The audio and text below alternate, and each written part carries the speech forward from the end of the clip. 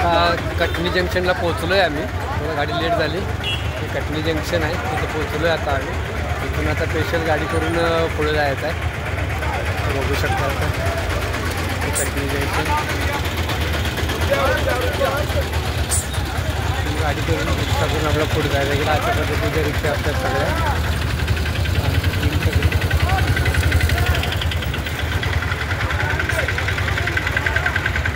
आता इथून पुढं एक मारुती मंदिर आहे तिथं जायचं आहे.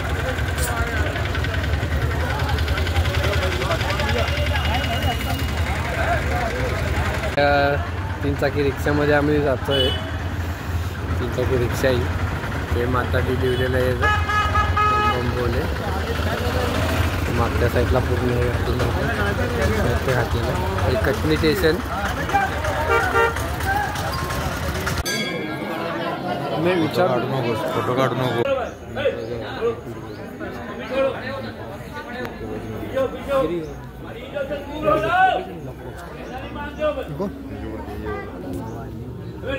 श्रीराम जय श्री जय श्रीराम जय श्रीराम जय श्रीराम जय श्रीराम जय श्रीराम जय श्रीराम जय श्रीराम जय श्रीराम जय श्रीराम जय श्रीराम जय जय श्रीराम जय श्रीराम जय श्रीराम जय श्रीराम जय श्रीराम जय श्री जय श्रीराम जय श्रीराम जय श्रीराम जय श्रीराम. बताया जाए किती परिक्रमा लगाना है.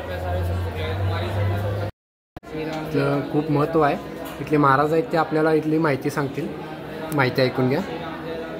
जय राम श्रीराम. ये श्री संकट मोचन धाम हनुमान जी मंदिर, हनुमत लाल जी का मंदिर है. और यहाँ पर बहुत दूर दूर से दीन दुखी लोग आते हैं. फ्रैक्चर वाले या जो भी जैसा भी कष्ट होता है हनुमत लाल जी की कृपा से सभी के कष्ट दूर होते हैं. जो भी सीताराम सीताराम का भजन करते हैं यहाँ की बूटी खाने के बाद सभी के कष्ट दूर हो जाते हैं. बस इन्हीं की कृपा से, हनुमान जी की कृपा से सब चमत्कार होता है. महाराज जी जरा आने के लिए एड्रेस कैसा है? कटनी से कैसा आना पड़ेगा?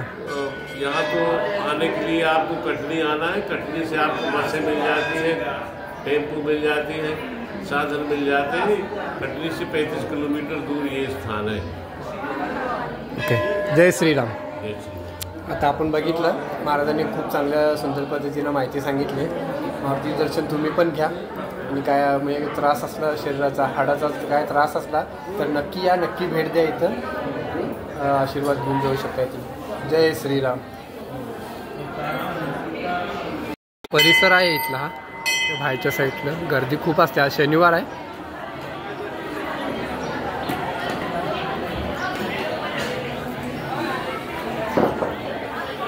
लाडू खाल्ल्यानंतर हा आपण प्रसाद घेऊ शकतो.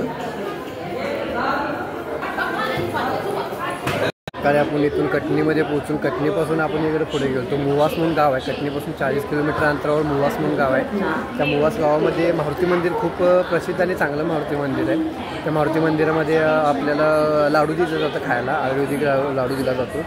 जे हनुमानानं जे त्या टायमाला जे द्रोणावरी पर्वत उचलून आणलेला त्याच्यामध्ये उल्लेख आहे तसा. आणि तसं ते आयुर्वेदिक लाडू भेटतो तिथं. आणि ते लाडू खाल्ल्यानंतर जेवढे पण जे आपल्या हाडाची जे हे आहे, जे दुखणं आहे, जे हाडाची संख्या आहे, जी दुखणं आहे ते आपल्या गेल्यानंतर कमी होतं. तिथे गेल्यानंतर आपल्याला थोडा वेळ बसून नामस्मरण करायला लावतात. नामस्मरण झाल्यानंतर ते आपल्याला ते लाडू देतात खायला. लाडू खायला दिल्यानंतर ते प्रदक्षिणा सांगतात. छोटंसं मंदिर आहे. तुम्ही आता व्हिडिओमध्ये बघितलं असं त्या पद्धतीनं छोटंसं मंदिर आहे. जे प्रदक्षिणा काढा सांगतात 15 सांगतात. आम्ही तर 21 प्रदक्षिणा काढल्या. आणि नंतर खिचडी भात म्हणून हा पण प्रसाद असतो. ते झाल्यानंतर ते प्रसाद खायचा. भरपूर पाणी प्यायचं. आणि तिथे काय व्यसन सोडा सांगतात. आणि अशा पद्धतीने आपण आता तिकडे जाऊन आलो. आणि आता इथं आपण कटनी स्टेशनवर परत आलो. कटनी स्टेशनवरनं आता आपल्याला परत पेंड्रॉय रोड हा एक स्टेशन आहे.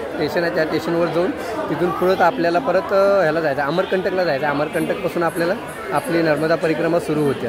तर तुम्ही लोक आमच्यासोबत राहा. व्हिडिओला लाईक करा, शेअर करा, सबस्क्राईब करा. जय श्रीराम. जय शिवराय.